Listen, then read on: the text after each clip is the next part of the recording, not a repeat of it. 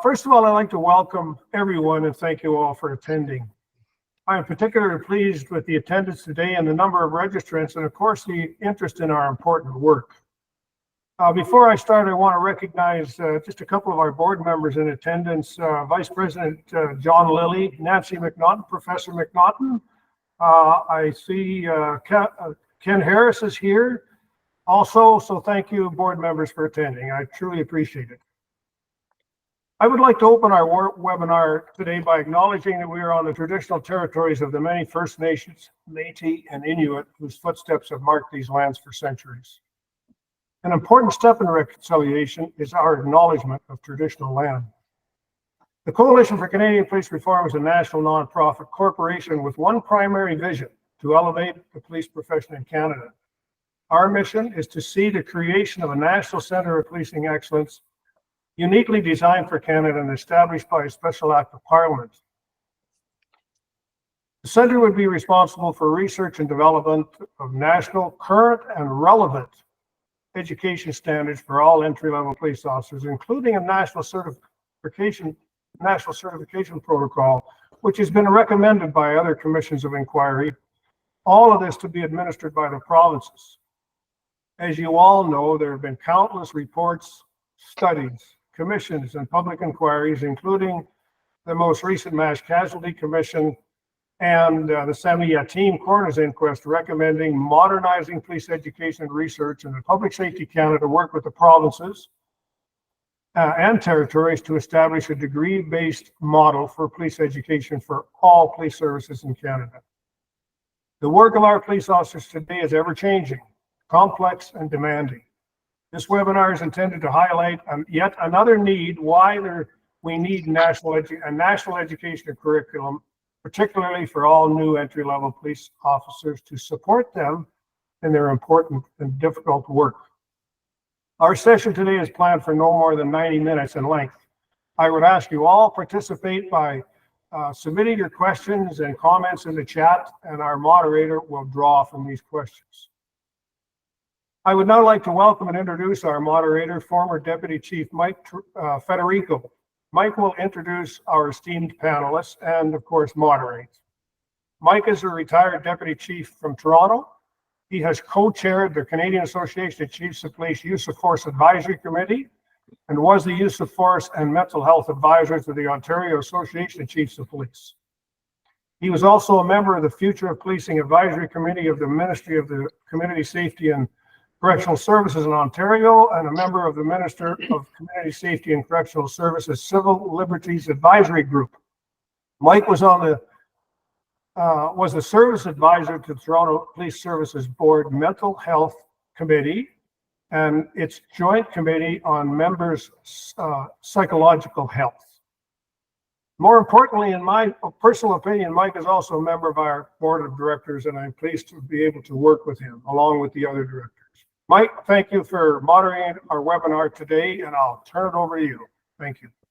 Thank you very much, Dave. And speaking for myself, but also on behalf of the coalition, thanks for everybody who is showing up and expressing interest in today's webinar. I think it's an important insight into the complexities around policing and the challenges that our members face the minute they join the job. So as Dave said, preparing our members for the vocation they've chosen is crucial to the success not only of their own personal aspirations and goals, but those of the service. So today's seminar, taking a systems-level approach to solving complex societal problems. Systems and a systematic approach. Networks, not silos. How policing can apply a modern systems approach to solving community policing challenges.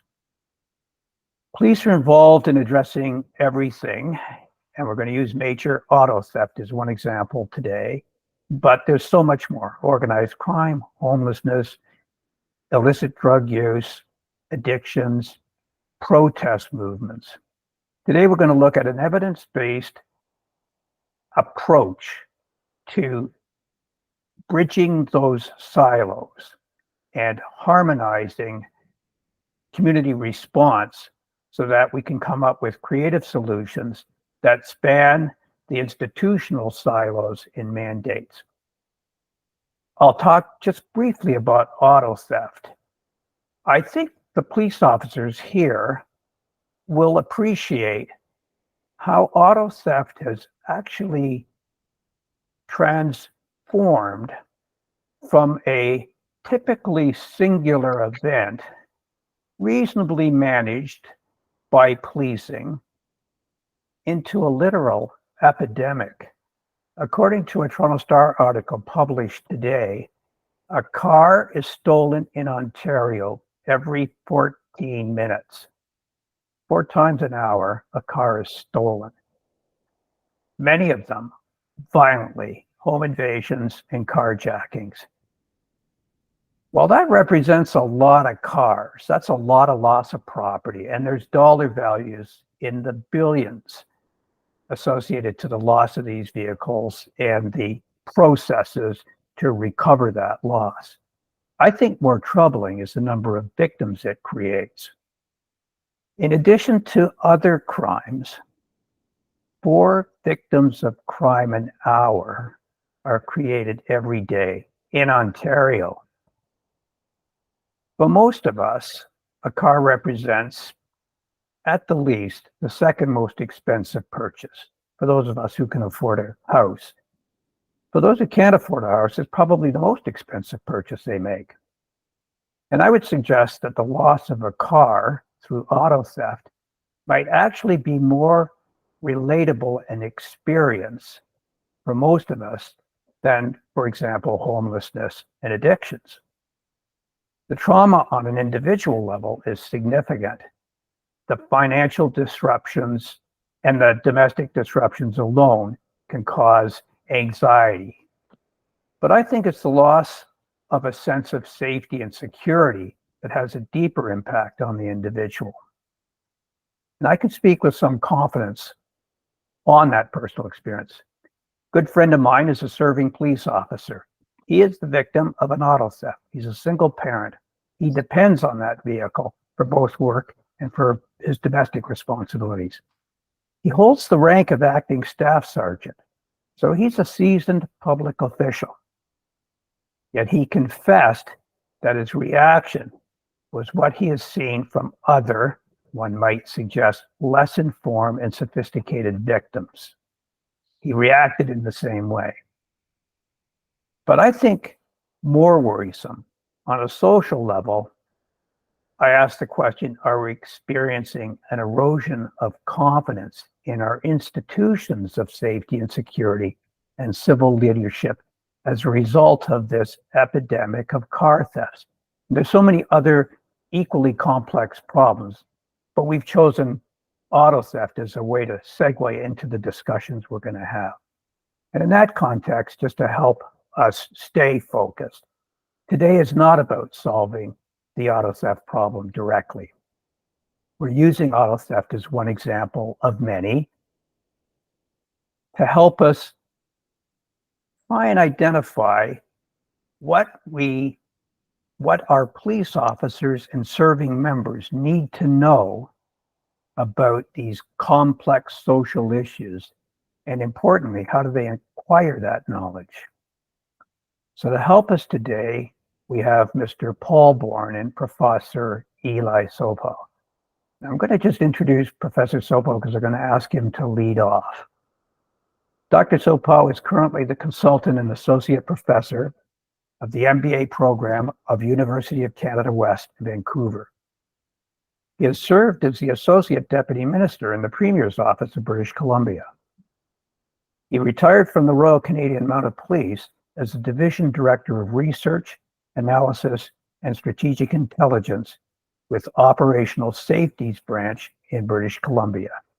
He also served for 2 years as the National Director of Change Management with the RCMP in Ottawa. He has been a Senior Vice President on the international consulting firm Veris Group, a sessional instructor of change dynamics and stakeholder relations at the University of Victoria and Kwantlen Polytechnic University, and a sessional instructor on issues management at the Niagara Institute. He has a doctorate in human and organizational systems. His master is in human development, as well as leadership and training, and his undergrad was in public administration.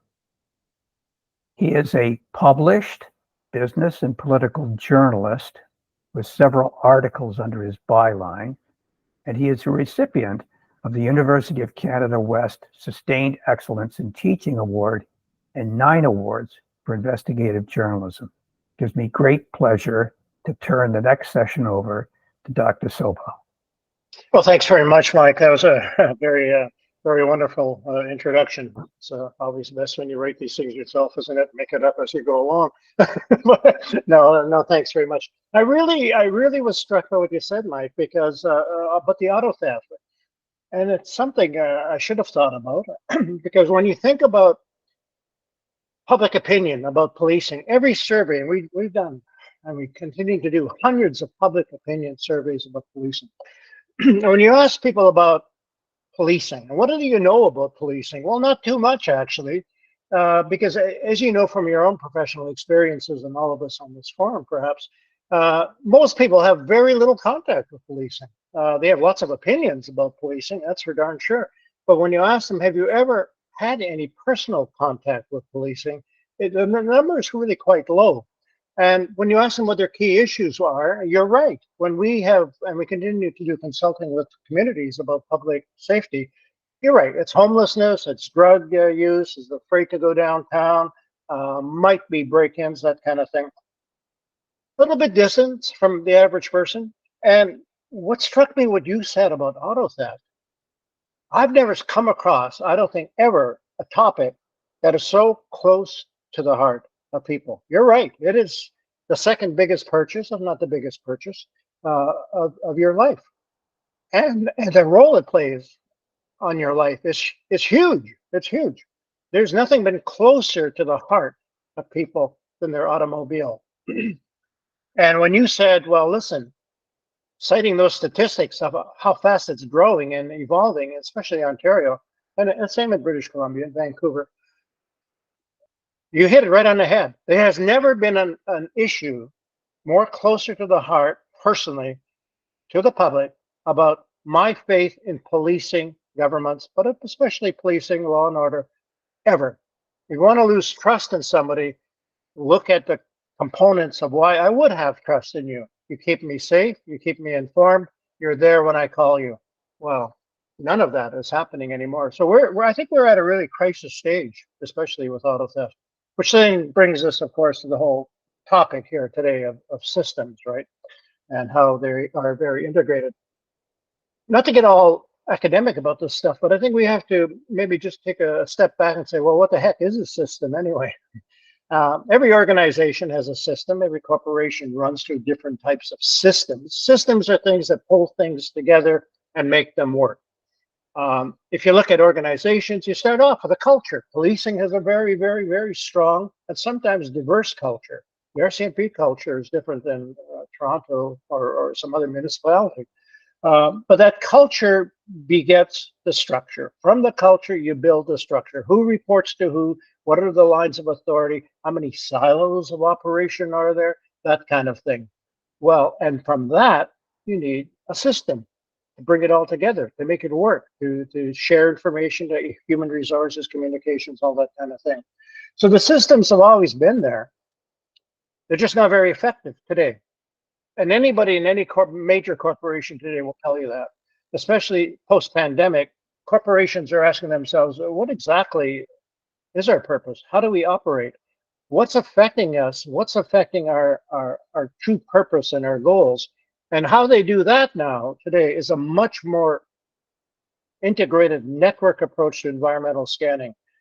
It is not in silos. You don't just look at social issues and economic issues and population changes and those kind of individual components, very important. You do analysis to see how are they interconnected, because they all are. They all are. They're all interconnected. It's like the penny just dropped a few years ago that these things are not in separate boxes. They affect each other. And it's proven. You could do all our wonderful statistical analysis that shows the correlations, but they're true. And policing, with respect, I think maybe we haven't quite caught up to that notion yet, because certainly we have systems. We have good systems. We have community policing involves certain systems. We have great systems, I believe, with some organized crime. We have sophisticated software that connects one criminal to another criminal. We try to look at network analysis. But the concept itself that we are in, and as you use the word complex, it is a complex system. And there's a area of science actually called complexity science. It means complex adaptive systems. And it's very simple. It means that everything is interconnected to a certain degree, but it's also constantly changing, which makes it a little bit difficult to control. Auto theft, beautiful example. It's a wonderful case study because there are so many nodes, so many connections all over the place with auto theft. From basically stealing a car to shipping it to the organized crime that's involved, to the drugs and others that are codependent upon the resources that come out of auto theft, and on it goes. Multiple components to it. I suggest maybe we're looking at that stuff. I suggest we're not looking at it well enough. And I would strongly suggest we're not teaching any of that in police colleges and schools. You know, the RCMP has the CAPRA model, and we have other police services that do a good job on operational policing. You know, your basic stuff to go out there and do your job really well on the street and even with investigations. But it's not good enough. It's not good enough. And it's not us here saying that. As you said, the Commission on Mass Casualty, that's the conclusion they came to. They said, get rid of the RCMP depot. They say, establish a 3-year degree program based with the universities to become a police officer. And within that program of training is to actually recognize the world that we are in today, because we are in a highly interconnected world. And what's in that world? Well, absolutely. You see things like, absolutely, Aboriginal First Nations issues. Absolutely, they're all part of it. Protest dynamics, that's a big issue. Absolutely, which we don't really truly understand.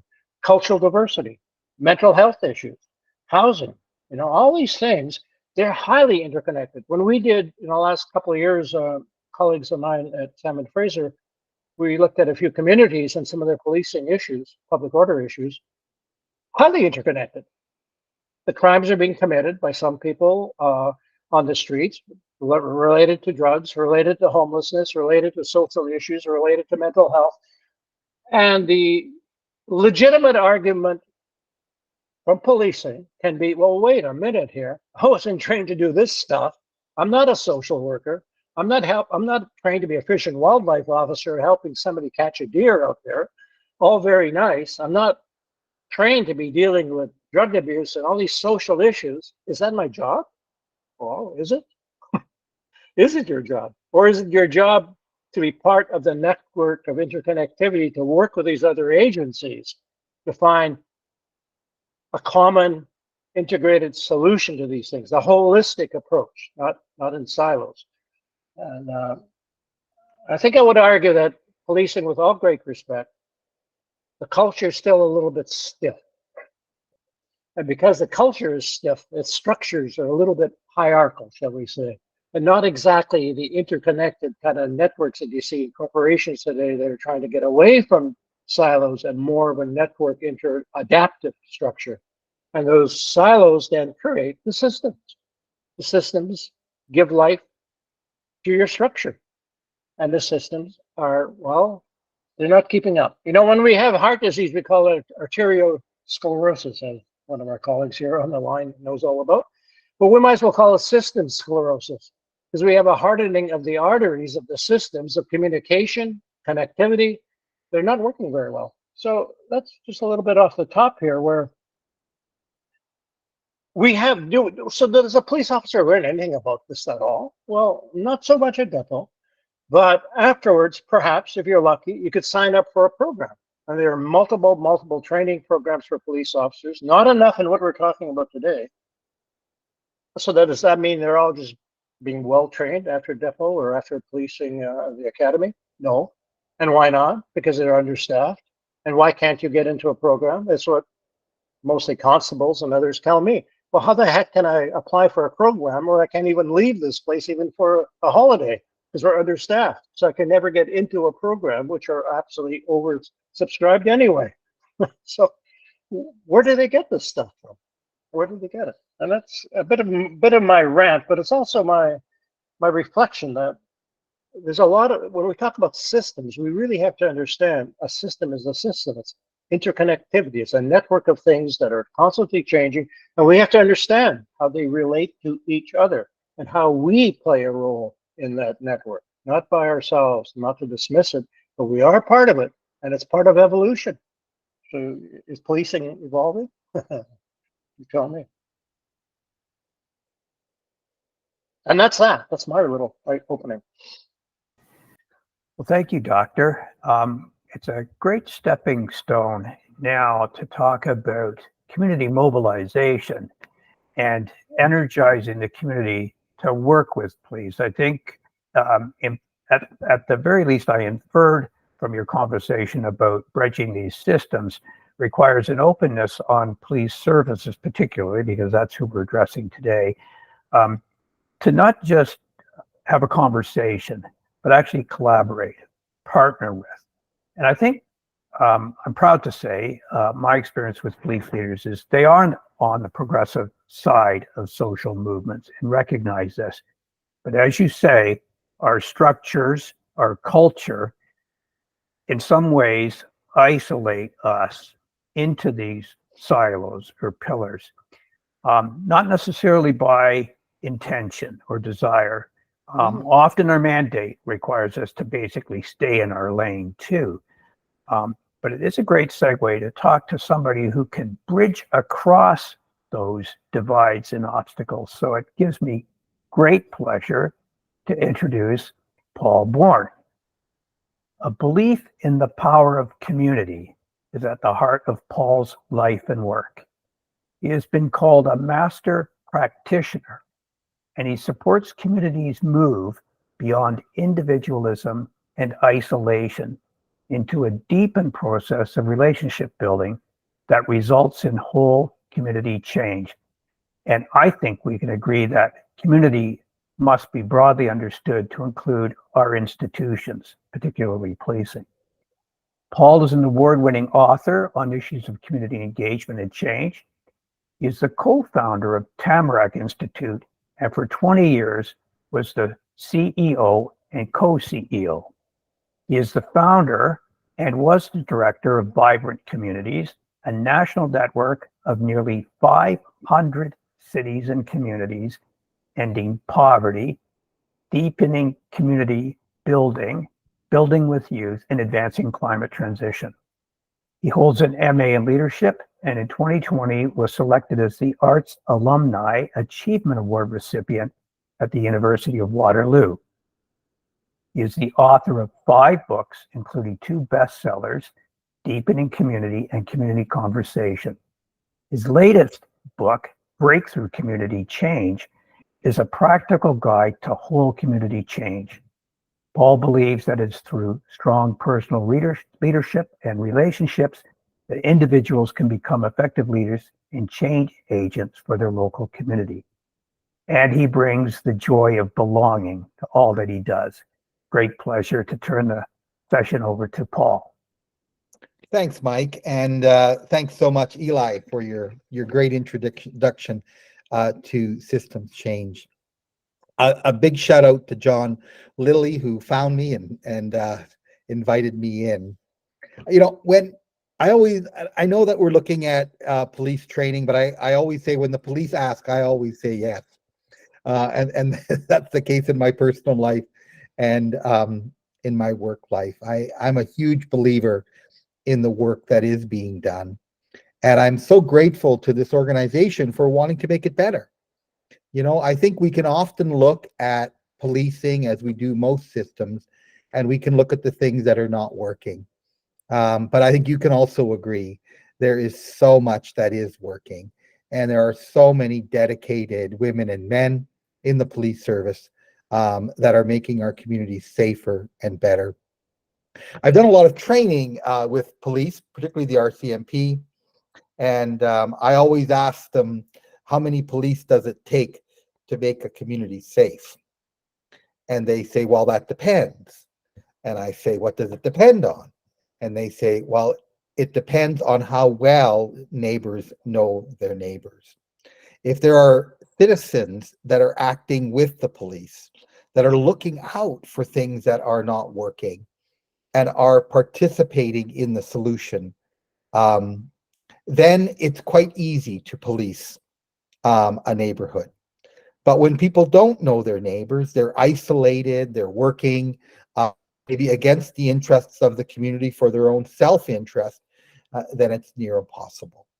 And I remember that, and I think most of you would shake your heads and nod your heads and say, yeah, that's true. You know, so when the street light goes out and suddenly it's dark, where crime could be maybe easier, and nobody phones to get it fixed by the city, and that happens 100 times, you can start to see how things deteriorate. But when people are engaged, it's different. Now I want to talk about systems, and I want to talk a little bit more, and Eli, I'd be really interested to hear your response to some of these in terms of how we have understood systems change and why it matters to us. I've spent most of my life working at my passion, which is ending poverty. And do you realize that you cannot get charitable status in Canada for wanting to end poverty? We found this out as an organization. They came back at us and said, you can't end poverty, you can only alleviate it. So I said, well, that's interesting. So why would ending poverty be against the charitable act? And they say, well, because it defines personal interest or personal gain. So that was then became my challenge. If we started to look at a system that has been created to alleviate poverty, guess what we do? We alleviate it. But when we enter into a system and change the narrative and begin to think of ending poverty, I mean, as ending it, you know, as how we deal with poverty is ending it, then we start to end it. And when we first approached municipalities with this idea, they just said to us, like, this isn't our responsibility. It's the provincial responsibility. It's the federal responsibility. And we said, no, municipalities are unique. And they're unique because they are as close to the system, to people living in poverty. They're much closer than other levels of government. So we need to act differently. And I think if there's one thing we did successfully, when we started, poverty was at 18%. It was recently at 7.2%. I think it's just dropped up a bit now because of the way we measure poverty, and inflation has caused it to rise to about 9%. But can you imagine, in the last 20 years, by just changing the narrative from alleviating to ending, we've reduced the problem of poverty by 50% in this country. And that means millions of people. So let's talk about this for a little bit. So when we looked at what do we mean by a system, we were introduced to a natural framework that sort of looked at how do we enter into a community problem? Is it simple? Is it a simple problem? Is it a complicated problem? Is it a complex problem? Eli's already talked about the complex nature of problems. Well, a simple problem is one in which we can solve through following a recipe, a bit like baking bread. If we follow the recipe, you know, if we follow the procedures that we were taught, then we can usually bake bread or solve a crime in a repetitive way. Like, we can do it often. It usually, like, if you follow the recipe, not me, I'm not a very good bread baker, but if you did follow the recipe, you should be able to bake bread if you do it enough times. So that's a simple problem and a simple solution. A complicated problem is more like sending a rocket to the moon. It's complicated, yeah. So we have complicated issues, complicated crimes. But the thing is, if we stick with it and we continue to learn, right, and we do it over and over again, we can eventually be successful more and more often. So now sending rockets to the moon happen almost every day with Eli Musk, but in a sense, we learned it, we figured it out. And it's still complicated, but for the most part, we figured it out. Now, a complex problem is one that is multifaceted and that has very few repetitive approaches. It's not, you can't solve a complex problem through a recipe. And they often talk about that as fixing a complex problem is a bit like raising a child. And then they usually say, how many of you have 2 children in this room? The people who teach this. And they said, have you ever thought that they may have come from 4 completely different parents? Like they're so opposite to one another. So then if raising a child is the idea of a complex, if you start looking at complex problems where there's so many interrelated forces, and maybe the auto theft that we've been talking about is a complex problem. Maybe it's a complicated one, right? Maybe if we just keep working at it and figuring it out. I mean, in some ways, when you think about it, there's about 36,000 autos stolen in, if I did the math right away after that, 36,000 autos stolen in a year. We have 15 million people, and I'm told we have just over 9 million cars in Ontario.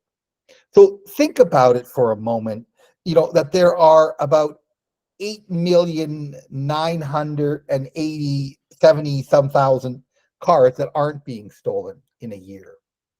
And so we start thinking about that and we say, okay, but the ones that are being stolen, how do we address that? How do we focus on it?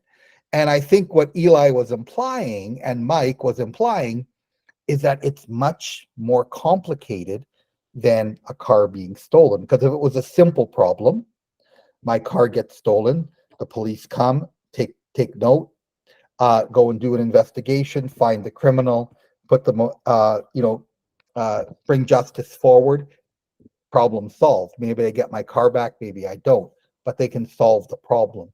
If it's complicated, it's much more than that. It's kind of like maybe a broader network or ring that is involved, but it's just one, right? It's the same people doing it everywhere, and they're just really good at it, and they've probably perfected it. And so they could move a lot of cars, and it might be an organized crime as one criminal family or one criminal network.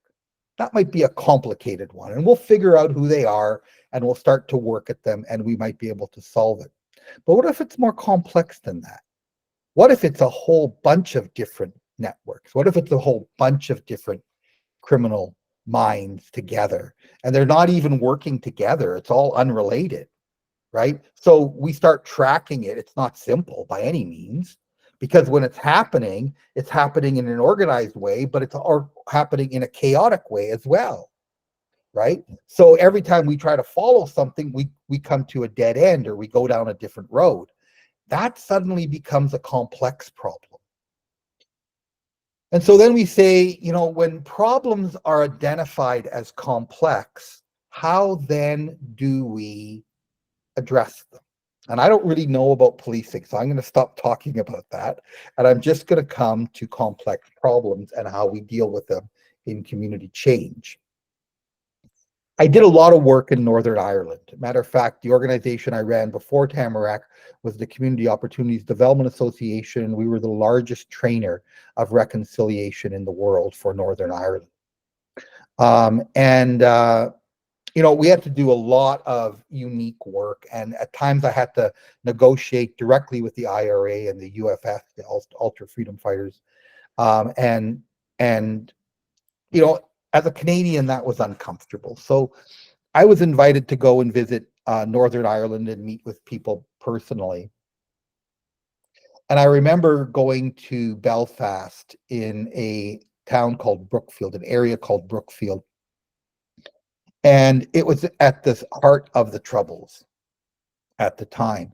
On the left, there were Protestants. On the right, there were Catholics. In the middle, there was two walls that went above the roof lines because people were getting up on roofs and shooting at each other. But at the end of that street, there was an old factory that Father Miles Kavanagh had converted into a community center. And he was able to bring people that were both Catholic and Protestants there together to learn together, to engage together, and in turn, start to turn around the culture of the problem. One day I sat down with Father Miles Kavanagh and I said, Father, it's just amazing what you've done here. I can't believe it. I've not seen it anywhere else in Northern Ireland. How did you do it? And he smiled and he looked around the table and everybody in the room knew the answer but me. He said, we listened and we gained a corner on the obvious. We listened and we gained a corner on the obvious. Such an interesting idea. It floored me. And I knew that Father Miles Kavanagh, he wasn't really a listener. He was a bold man with big ideas. So I asked, what does listening mean in this context? And he said, in this context, it means being present over time with the people who are most affected by the problem. And to talking with and hearing people who have the most at stake for the problem to be solved. In this case, it was the young people. So it was really interesting to begin to understand, and that was my first introduction to what it takes. And I wrote my first book called Community Conversations. And what's interesting, the subtitle, Mobilizing the Ideas, Skills, and Passion of Community Organizations, Governments, Business, and People. And a huge inspiration for that book was this book called Dialogue and the Art of Thinking Together, a pioneering approach to communicating in business and in life by William Isaacs from Harvard University. Fascinating, when I heard William first speak, he talked about a policing incident where there was gang crime in a community and there was an increasing number of murders. And they moved their city into the highest, it was in Boston, and it became at that point, they had the highest murder rate per capita in all of America. And they couldn't figure out what was going on. And so it was a group of, so one day, this is the story, a gang member is running away from, he's at a funeral, and he's running away and he goes outside to have a smoke, and the other gang sees him there and chase him back into the church and shoot him in front of the altar. And that was it for this priest. He said, enough of this. And he gathered all the other priests, and every night at dark, they would walk the streets. And they walked the streets for 2 months of Boston, where the gangs hung out. And after 2 months, they eventually gained the trust of people there. They basically said, I guess you're not going away. And they said, no, not until this all stops. And at one point, the opposing gang confided in them. They knew who was doing this. It was a small group of people that had been released from prison early, and they were trying to gain control of the district. And with that knowledge, they were able to solve the murders overnight. So it was very interesting. It was a gang war, and they didn't understand it as that as it was happening.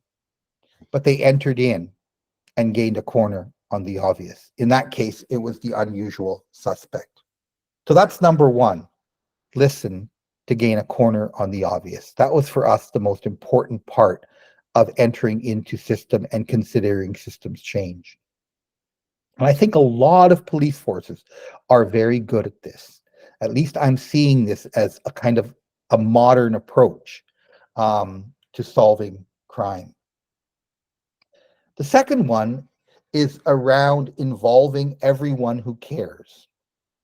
So what we did in Alberta, we were brought in by the Aboriginal engagement strategy to try to understand why so many Aboriginal children were in care. 67% of all children at the time who were taken from their homes were Aboriginal children, but they only represented 6% of all children. It's way out of proportion. So they asked us, they using my book, Community Conversations, they wanted us to help them understand. And I said, why don't we hold dialogues right across the country? And we held dialogues with 1,100 people, and these 1,100 people spent an evening and an entire day with us. Again, we wanted to listen and look at the problem differently. But the first thing we needed to know was who to invite. And so what we did is we started out from the moment a child is taken from their home.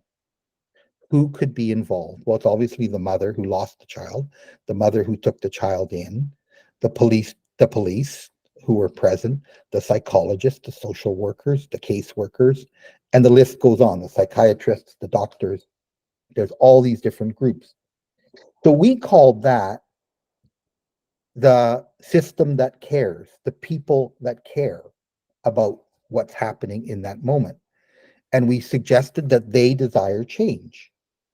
So then we asked, how now do we bring them in? So we went out and worked with the elders in every community, and we identified people from 32 different walks of life and brought them all in a room together, usually 100 to 125 people at a time. And we entered into conversation with them. Now, what was so interesting is that we understood that the entire system in communication together creates a common wisdom, a common understanding, collective wisdom, as we called it, using an author, John Ott's words. And we were able to bring out remarkable results. Matter of fact, with all 1,100 people, we never had one negative moment. Like we had lots of tears, lots of anger, but in a sense, there was healing going on. It was never violence. It was always healing. And it was the most remarkable thing I had ever worked on, still at the foundation of my career. But it's this idea that we listen and we also try to identify and connect with everyone who cares and listen to their stories and have them talk to each other. And through that, gain a collective wisdom.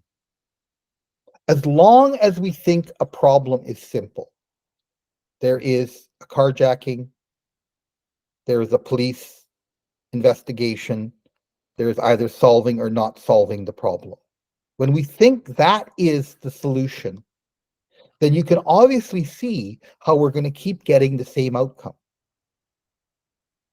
But when we start to think about the problem much broader than the one incident, and it's connected to something that's organized, it's beginning to understand, who do we bring into this dialogue? And how can we create a collective wisdom to address it? I know that I'm running a bit over here. Just one other quick one.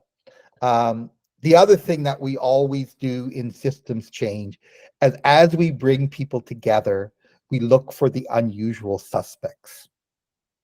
A lovely story from one of my favorite books, Getting to Maybe, How the World Has Changed, is the story of Brazil having the most rapid reduction in AIDS in the world at the time. And it was because nuns, they were trying to figure out why this was happening.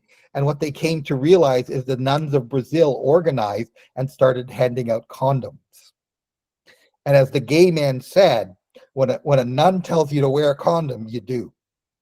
You know, it was quite funny in that sense and interesting, of course, very powerful in that understanding. I was working in Maine, the state of Maine, which has had one of the highest cancer rates in America, particularly prostate cancer. And what we found is that there was a problem in the well water that was affecting, bladder cancer, that was affecting bladder and causing bladder cancer.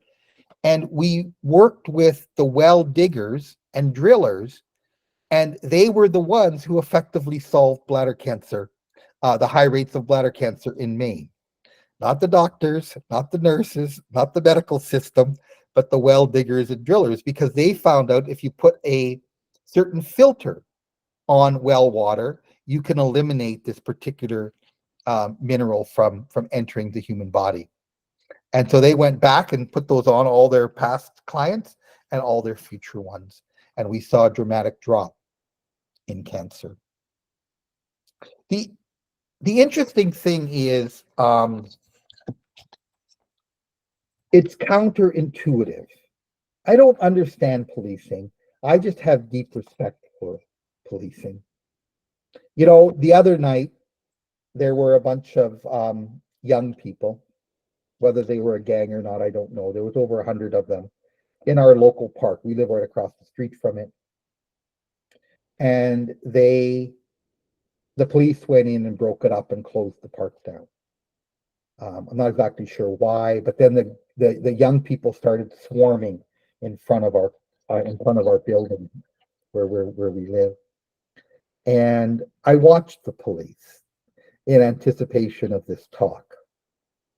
And I was struck because these young people were shooting Roman candles at each other. And when the police came, they even shot them at the police. Now, they never hit the police. They just always blew up in the air, but in the direction of the police. And over a period of 2 hours, the police watched, put a little pressure on, watched some more, put a little pressure on. I could see them splitting up and going in and talking to a number of young people who were willing to talk to them. And then they would go talk to each other, and they let it play out, working very hard to make sure no one got hurt. And eventually, within 2 hours, they applied more and more pressure, brought in more and more police cars, and broke the whole thing up. I thought it was brilliant. I just thought it was friggin' brilliant, because they could have come in there with their clubs or whatever and started beating on people, and the whole thing could have gotten out of hand.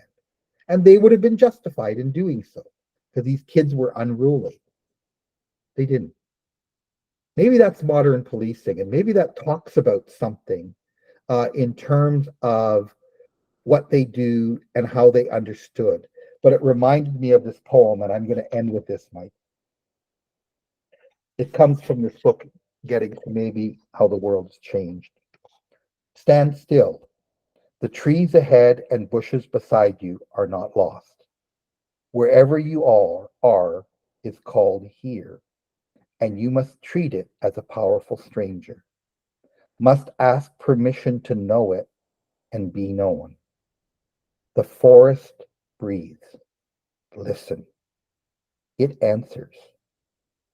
I have made this place around you.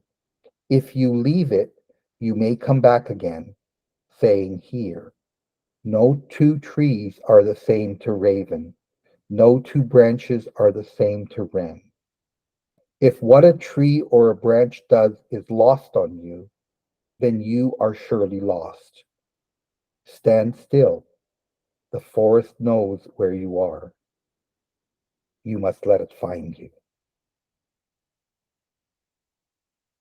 And this idea of letting a problem find you is so counterintuitive to me. But it's this ability to be inside of something so that the obvious appears.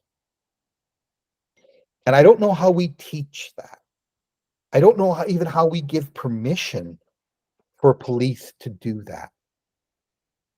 But I know that everyone wants to, not here because we're all on the same side, But so often we talk about all the ways that police work, and we often want to say about all the bad things that happen or the inadequacies that they bring. But what I saw the other night, and I'm on the 8th floor looking down on all this, didn't know what else to do. I wasn't going to go out there, and I wasn't going to call 911 because the police were all there. But they entered in, they stood still, they waited, and in some ways they let the problem find them. And then they were able to resolve it peacefully. I don't know how this relates to carjackings, but I do think that there are many out there working differently, and trying to understand how they can resolve issues in a way that is not simple. You know, maybe we have to give peace to that individual that lost their car. But in reality, that carjacking is, they all know it's about something much bigger than someone who stole the car. So the question is, if we don't resolve the system problem, the rest is not necessarily like solving the individual, putting a lot of resources into solving the individual problem. We're better off trying to resolve the systems problem and putting our resources there. That's counterintuitive for the person that lost their car, but it's very true. Anyway, sorry, I said I wasn't going to talk about policing and I did again. So I apologize. I share it in the deepest respect. No need to apologize, Mr. Bourne. In fact, I think all of us are impressed by both yours and Dr. Sopow's enthusiasm and commitment. It's infectious. And I'm reminded, your last comment, I think it's Mark Twain who said, for every complex problem, there's a simple answer and it'll be wrong. So I appreciate exactly your point. Give some opportunity now for some of our members to comment or ask questions. And I see from the chat that Mr. Bruce Pitt Wayne makes a comment and asks a question. My understanding of rapport is that it is a connection that will not be achieved by one party telling the other they are one. This means that for the police to be part of community change, they must build on true connection and no longer rely on simple PR, public relations strategies to gain trust. Now here's the question. How do we get rid of the us and them attitude that appears to be inherent in the job? And I'll give Dr. Sopow an opportunity to respond because you made that point. Culture still dominates the structure of policing and obviously influences attitude. And then, of course, Mr. Bourne, if you could weigh in on that. There's a couple of other comments coming, but let's start with that one. Well, thank you. And I think I'll give you an example. When we were working with communities with a lot of both simple, complicated, and complex problems. And there certainly was a difference of opinions about what was going on. So we brought them all in. Here's a very interesting exercise you could do with anybody where there seems to be some disparity about points of view. We even do it with employee workshops. It's a very simple thing. It's a little window, right? And as one group, you write down, here's what I need from you, this group, okay? And then I write down, here's what you are giving me, and I write that down. And then I write down, here's what I'm getting from you, which is a little different maybe from what I need from you. And here's what you're getting from me. Seems pretty straightforward. I want this from you, and this is what I'm getting. This is what I think you need from me, and this is what I'm getting you. And each group fills that out with respect to the other group. Do you think they ever match? What you end up getting is groups of people saying, whoa, wait a minute. I'm expecting I think you need this from me. And you wrote down something completely different that you expect from me. How is this happening? Well, the answer is really quite simple. We have our prejudices, we have our assumptions, and we don't communicate, and we don't talk. And like Paul was saying, we don't listen very carefully. But there's another even more simpler explanation on any level with human dynamics. And I need this from you, and you need this from me. I automatically assume that what you need from me is what I need from you. So therefore, I'm projecting that upon you. You must need this too, because I need it. And when we go back and forth like that, we end up diametrically opposed sometimes. And it has led in our workshops to some very interesting agreements on where we could pull these two things together and start to see from the perspective of the whole rather than the individuals. So it's quite an interesting thing. And the only other last little bit for Bruce there is we always very much caution, and I think especially with complex issues, but maybe any issues, that yesterday's answers won't solve today's problems. Not all of them. Some might not. Nothing is exactly the same again, ever. Nothing is. The dynamics of the world, the dynamics of communication, the dynamics of change in general make it impossible for anything to be exactly the same as it was an hour ago, 2 hours ago, 2 years ago, 10 years ago. You will not leave this forum the same person as you came in. There'll be some new thoughts, different thoughts, opinions in your head, either confirmation or maybe disagreement or something. You're a different person. And sometimes we make that mistake, whether it's policing or anything in planning. Well, it worked before, so it should work again. Well, it might, but probably not, because it's not exactly the same. So it's really important, I think, when we have these conversations and working together with people and training and everything else, that we understand there's evolution underway. And your description of a culture and your description of what a structure should be or a system will be quite different from others around you. And my last thought on this is that people will argue, well, culture is really hard to change in organizations. Well, maybe, but not. And here's why culture, by the way, in policing, let's use that, but then anywhere, organizations, is changing. Because the people in it who are coming in, younger employees, younger members, different attitudes, different cultures, different values, they're looking at the values of that culture, whether they're espoused, we're going to do all these great things, or they're actually live. And they say, well, wait a minute. Your culture being honesty, integrity, fairness, respect. Well, it wasn't quite clear what your definition is when you came up with this, but boy, I tell you, my definition today is a little bit more advanced than what I'm seeing around here. The culture is changing because we have new people in those organizations. The attitudinal culture is changing, but not the actual one, because we're still looking at what was working 10 years ago, what we put onto our website, what we're walking around professing, but not doing. So, yeah, it's a very dynamic world. I think we appreciate that to some degree. Mr. Bourne, any comment on that? Great thoughts, Eli. I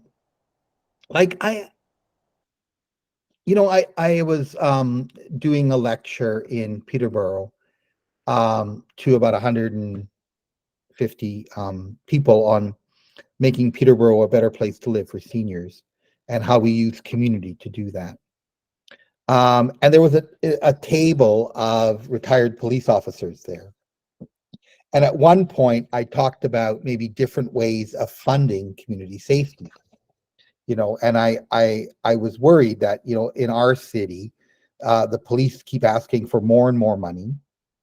And, and other groups don't get money.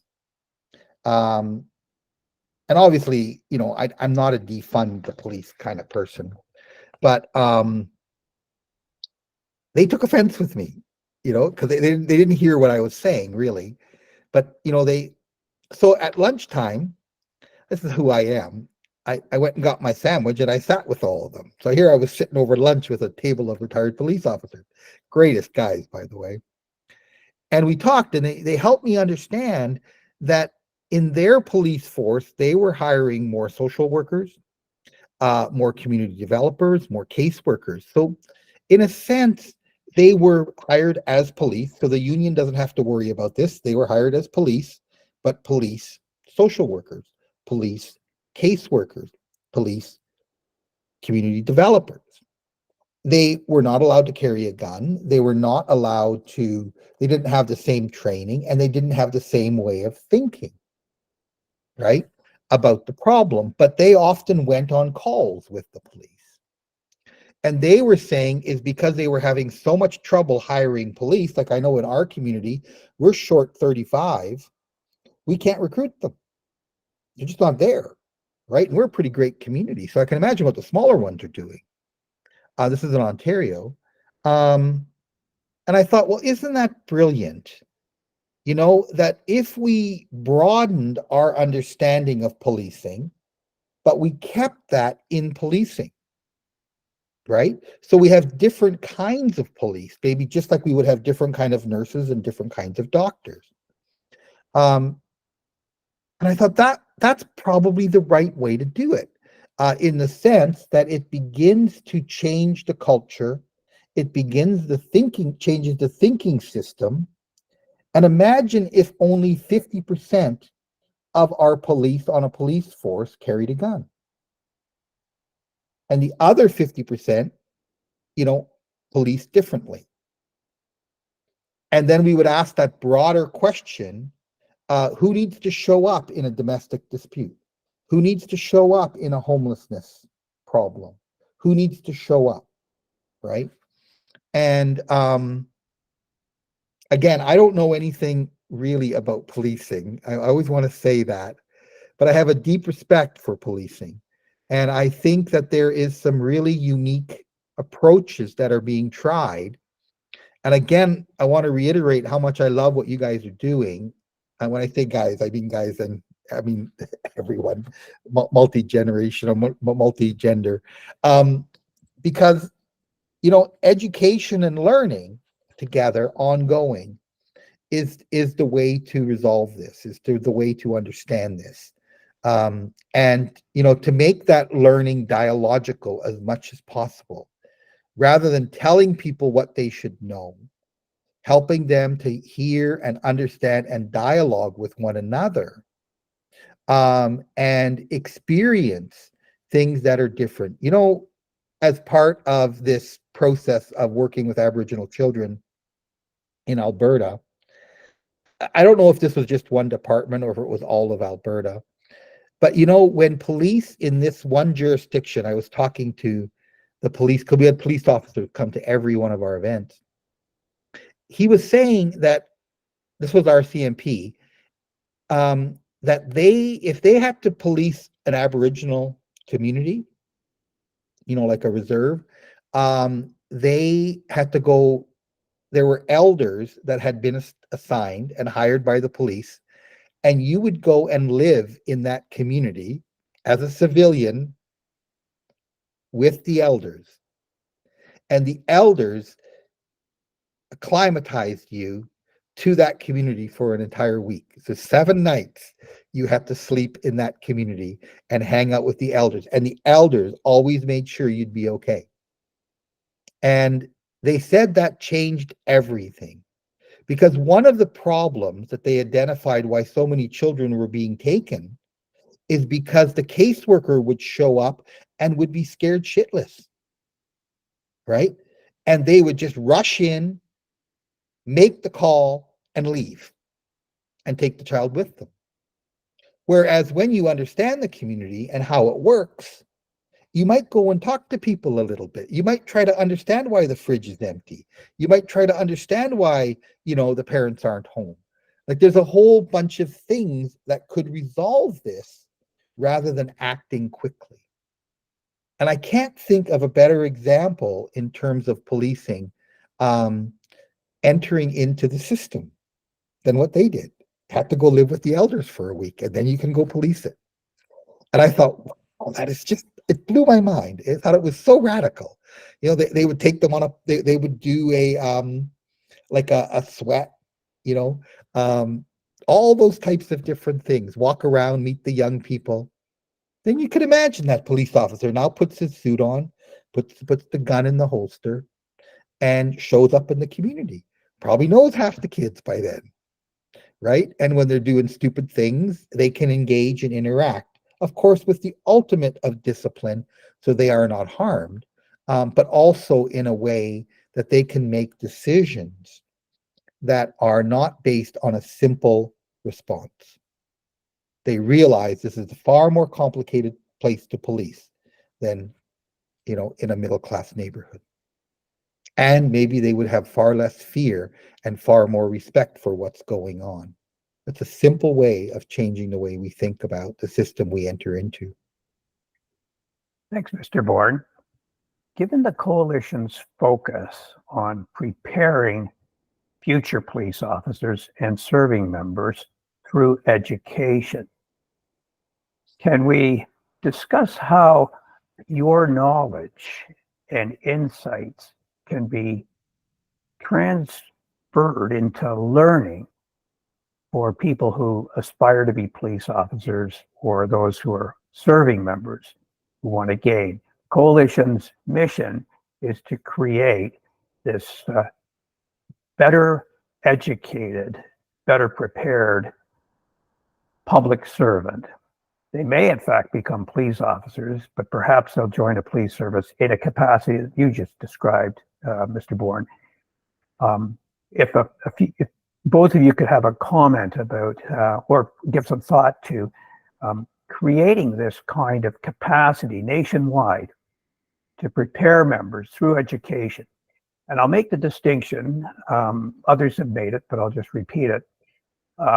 Police do training pretty well. Education is a bit more of a challenge because it takes longer and it demands resources. And so often police rely on the applicant or the serving member to have sought out their own education. But that results in a bit of inconsistency, perhaps disparity. Services are recruiting and trying to encourage as diverse a recruiting candidate as they can. The coalition is focusing on building this capacity across the country to create a more reliable source of informed and prepared future police officers and serving members. I'll just throw that out for either of you to comment on. Well, let me take a shot at it while Paul is thinking about it, I think. It doesn't happen a lot, but it happens so often. I had an inspector come into my class yesterday, a female of color, and she was talking about, in her case, the RCMP, and did a very good job talking about the culture and the changes and all those things that are happening, and the training. And what I have heard from members within policing, and this speaks to the culture, is almost an anti-academic attitude about, well, learning. When I was there as a civilian member for many years, I'd have officers come to me, or police officers, and say, geez, I've signed up for this master's program in leadership or something to do with, related to policing in some way or the other. I said, well, that's great. He says, yeah, problem is I went to my sergeant, and he says, what the hell are you doing that for? What are you, some kind of egghead? And at first I thought, well, wow, that's really off the wall. I must be some kind of an outlier. And then I was starting to discover that there is that still diminishing but still prevailing attitude amongst certain levels of policing administration and management where they don't exactly look upon advanced education or additional education related to the things we're talking about, violence against women, about Aboriginal issues, about social issues, all those things that combine to create issues that create a need for policing. There's no understanding of those things. A lot of support for, yes, go out to the gun range once a week if you want to do that, or take this course on maybe criminal investigations, very important, but for sure. But sort of a sense of, I don't really care to understand why this is happening. I'm not really in favor of the kind of training we're talking about here. And I think, again, let's go back to the Mass Casualty Commission. They looked at this in very great depth. And they said, yeah, there should be better introductory training to become a police officer, where they talked about a 3-year bachelor's degree in policing or something like that, which does make sense. There was a meeting of the International Chiefs of Police in America about 8 years ago. And they were looking at the qualifications, the credentials to become a police manager. And they came to a resolution, the International Chiefs of Police, that you should have a master's degree related to management to manage something as large as a police service. Now, there's nothing wrong with levels of education, and it's grade 12 to become an RCMP officer. But also continuous learning, I think, is something that we need to be stressing maybe a little bit more, and get away from the That's excellent. anti-academic, what are you doing that for kind of thing. I see it still, and I've taught members in a master's program, and they say, geez, I feel almost out of sorts even being here, because it's not really supported where I'm coming from.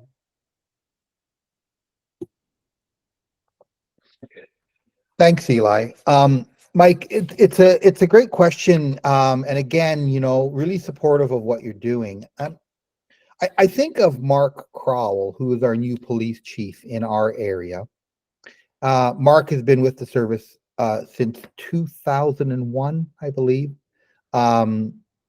and has been in a variety of different positions. Now, we've been known in our area for having very innovative police officers and leadership. Mark is part of that chain of great leaders.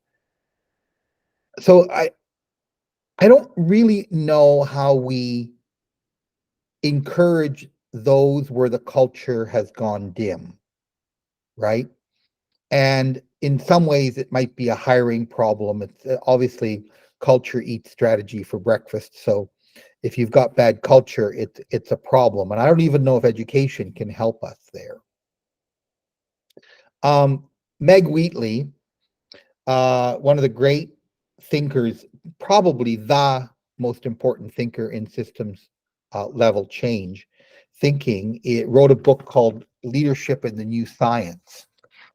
Sold nearly 1 million of those. I know Meg, and she was hired by the Marines to teach them a new way of fighting. And what they came to realize is that they could no longer do command and control service, because most of the Marines' work was behind enemy lines and it was incommunicado, like they couldn't communicate. So they had to kind of teach people like Marines how to deal with life and death situations without being able to get permission to address it. And so what they started to do is they started to learn after every mission.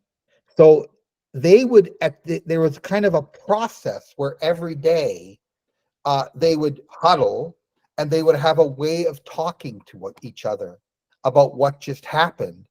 And then they would sometimes have someone check in with them and they would talk that through.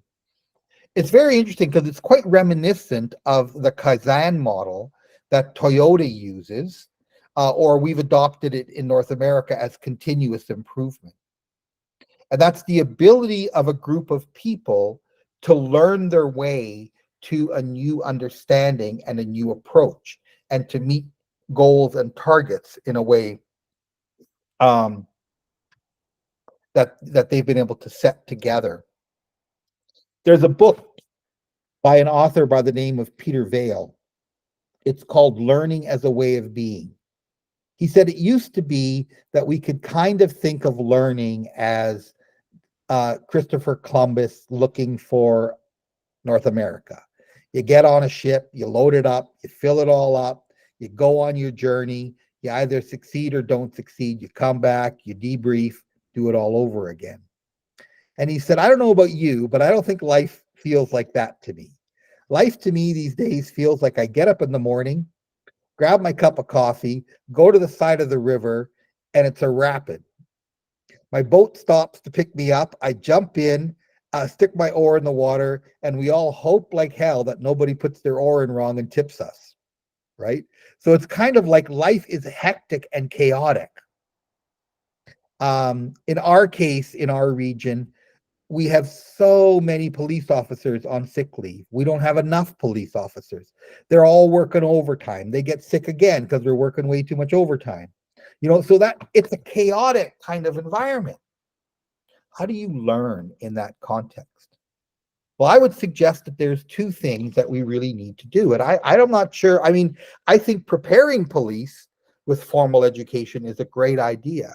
But I think once they're police, I would work at a system, and again, I don't know a lot, so you could rebut me on this, but I would make them retreats, week-long retreats, where they could go away and live, have a nice place where they can relax and they can meditate and calm themselves and feel like they're special and make them feel special.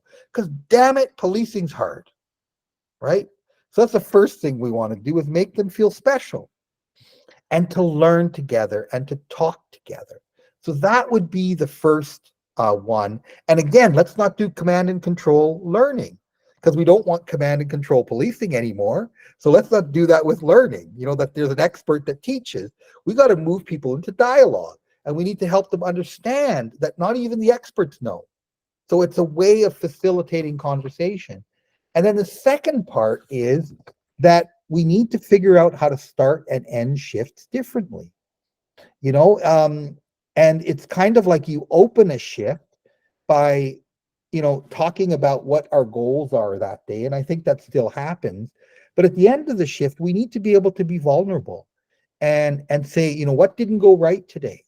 Any thoughts about that? And it's often reminiscent of when you watch old military movies, when they debrief a bombing mission. Airplanes go out and bomb, and they were either right or wrong. But at the end of the day, they're not chastising people for not hitting the mission. They're trying to understand what took place up there, right? And then they're trying to learn from it so that the next time they go out, they're safer and more effective. And I think ultimately that's what could change culture, if we could help the police to open up more, and to ask more questions, and to admit mistakes.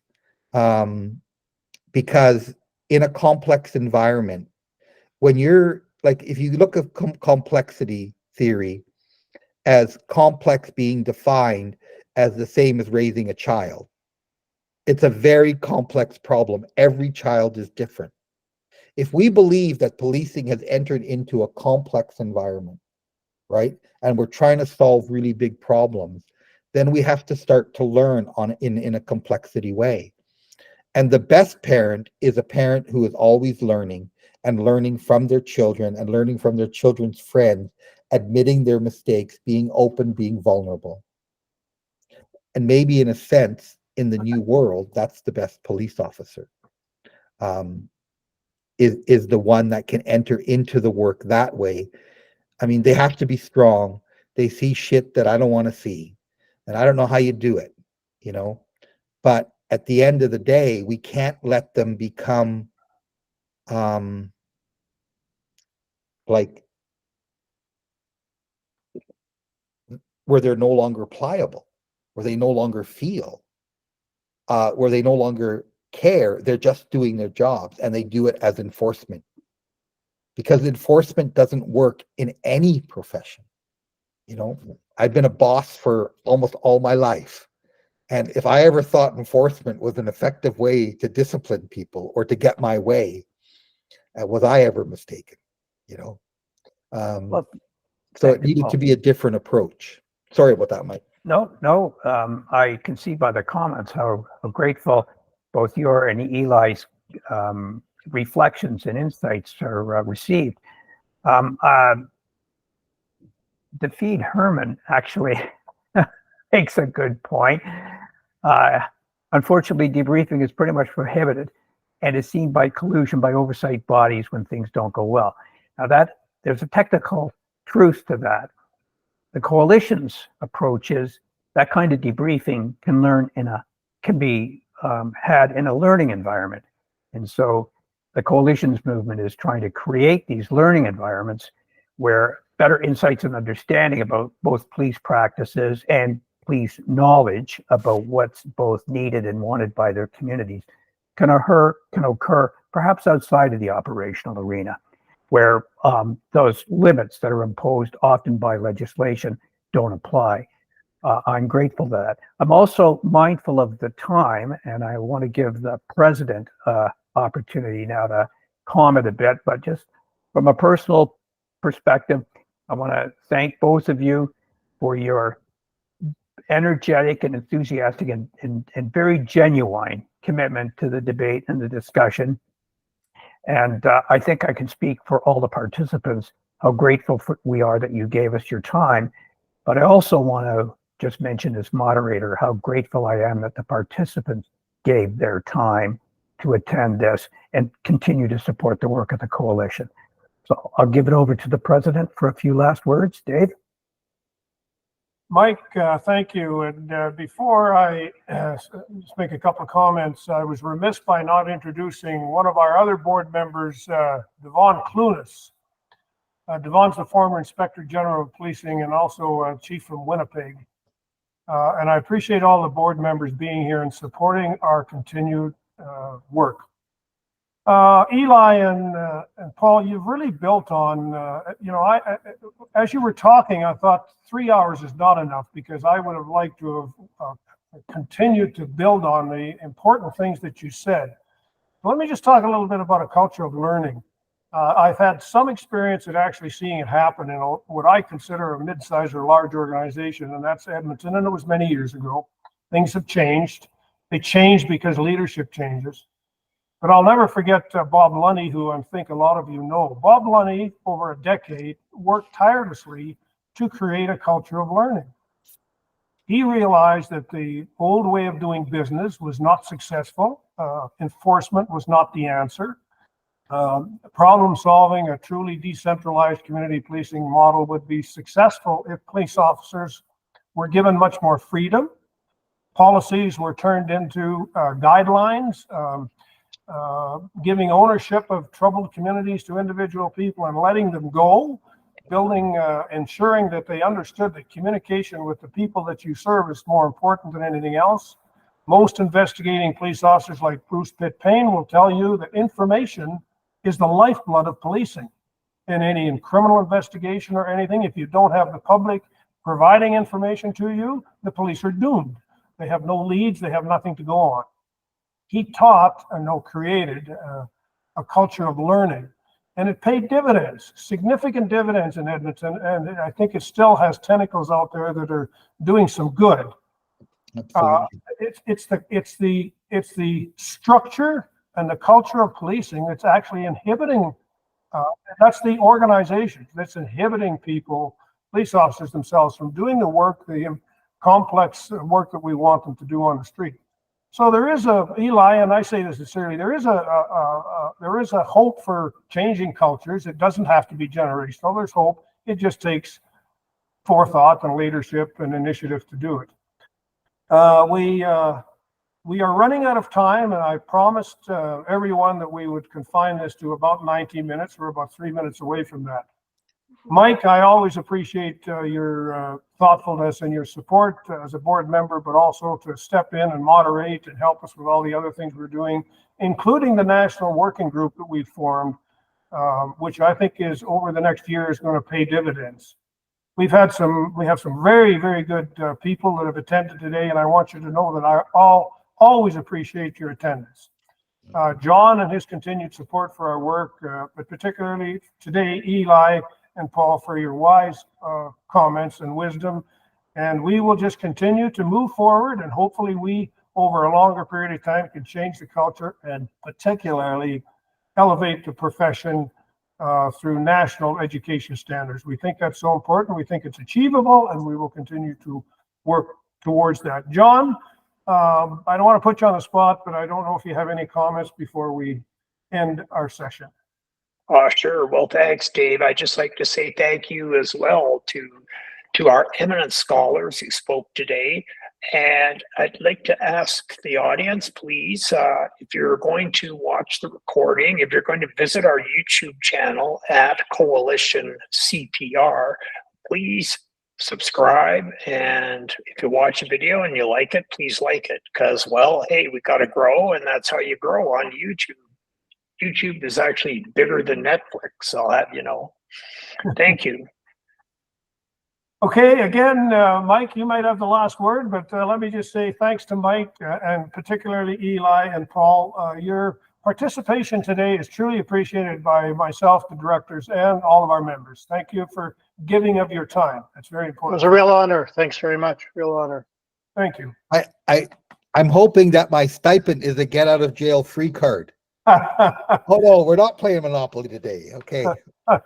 Well, good luck, Paul. Mike, any comments? Only that it's an honor and a privilege to be associated with all of you. And I am grateful that the participation was fulsome by everybody who joined. Thank you for your support. Just as best practice is described, right? Yes, I must say that I think this went very well. We had Cal Corley, Amarn Labarge, John Dafford, I've forgotten his name now,